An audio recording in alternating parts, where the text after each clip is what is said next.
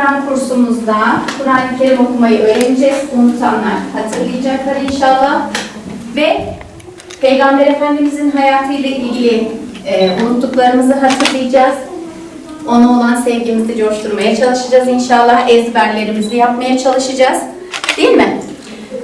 Peki, Peygamber Efendimiz kaç yılında doğmuştu? 571. Çocuklar, demek ki kurban ne zaman varmış? İlk insanın yaratılışından beri varmış, değil mi? Yani Adem Aleyhisselam'ın yaratılışından beri Habil ile Kabil'in ekinlerini ve hayvanlarını Allah'a sunmaları, değil mi? Sunup hangisi en iyisini verdiyse bir ateş gelip onu yakıyor. Öylece kurbanı kabul edilmiş oluyor.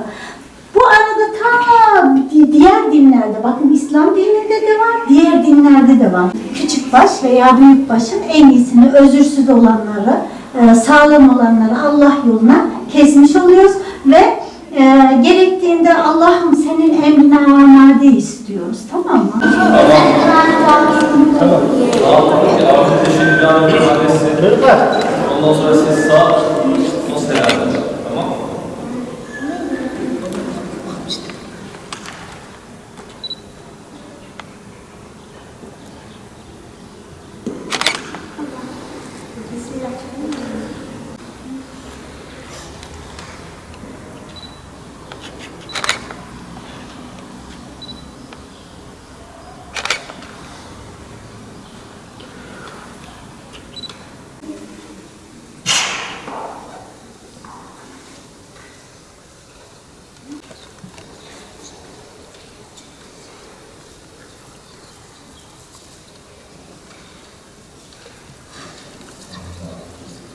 La ilahe illallah.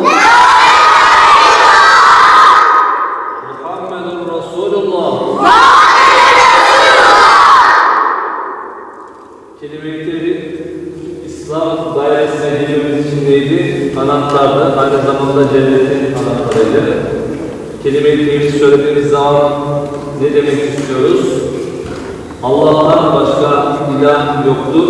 İlah nedir? Tapacak, tapınılacak, saygı duyulacak, önünde eğilecek, hükümranlık kabul edilecek hiçbir güç, hiçbir kuvvet yoktur. Sadece Allah vardır. Muhammed Mustafa sallallahu aleyhi ve sellem Allah'ın Resulüdür. Kelimelerini söyleyelim mi? Söyleyelim. Önce ben söyleyeceğim ama siz benimle beraber söyleyin. Öyle dağınıklık olmasın. Eşhedü en la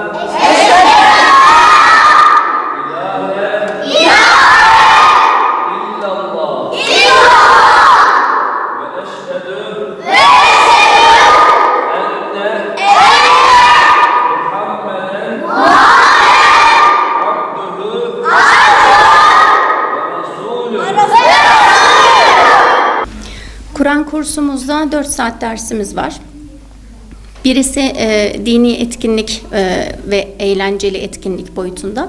Diğeri Kur'an-ı Kerim öğrenme, ilerletme, hatalarımızı düzeltme şeklinde. Mahreç, tecvid ve ezber, yüzünü okuma. Siyer dersimiz var. Peygamber Efendimizin hayatıyla ilgili. Yine ibadet dersimiz var. Yani fıkıh, çocuklarımıza günlük hayatta ibadetleriyle ilgili neler yapmaları gerekiyor. En asgari bilgiden bir şeyler vermeye çalışıyoruz. Ahlak dersimiz var.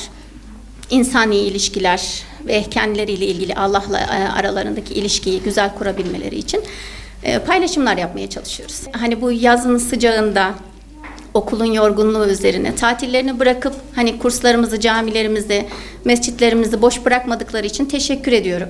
Buralara yönlendiren ailelerine, annelerine, babalarına da çok teşekkür ediyorum.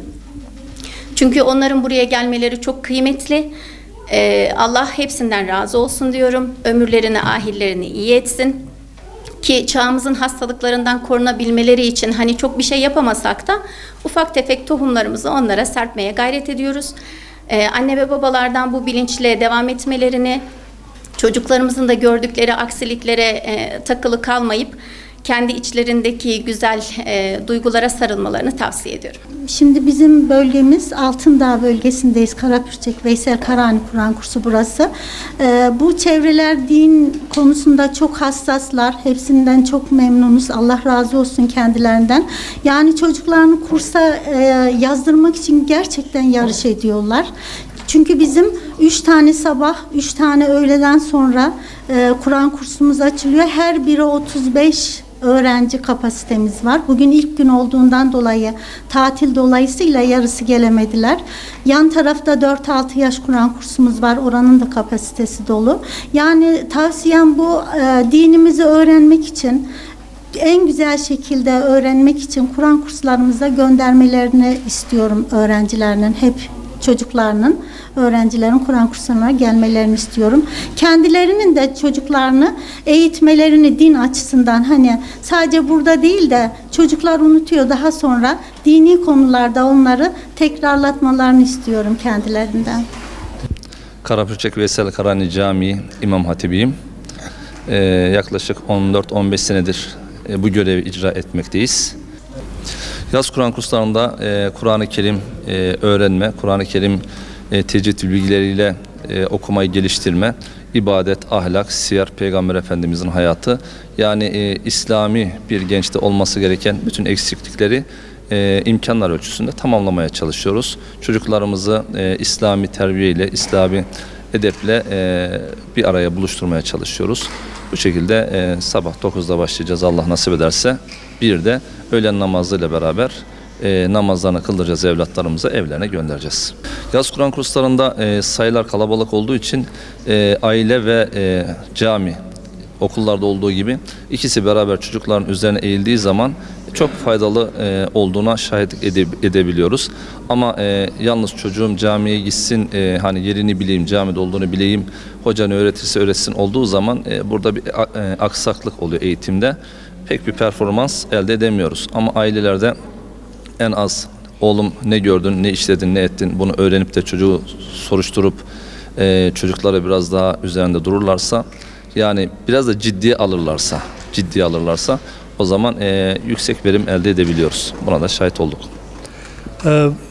Öğrencimiz olmadığından dolayı bizi bu camiye görevlendirdiler. İnşallah bu yaz sezonu boyunca çocuklarımıza Kur'an-ı Kerim, dini bilgiler ve Peygamberimiz hayatı konusunda bir şeyler aktarmaya çalışacağız. Bu yaz boyunca çocuklarımızı öğreteceğiz. Ailelere tabii ki çocuklarını buraya göndermişler, takip etmelerini rica ederim. Takip etmeseler, yani buraya okula gitsin de gelsin de olmaması lazım. Onları da takip ederse işbirliği içinde, organizasyon içinde burada daha verimli olacağını inanıyorum. Tabii ki biz elimizden gelen gayreti yapacağız.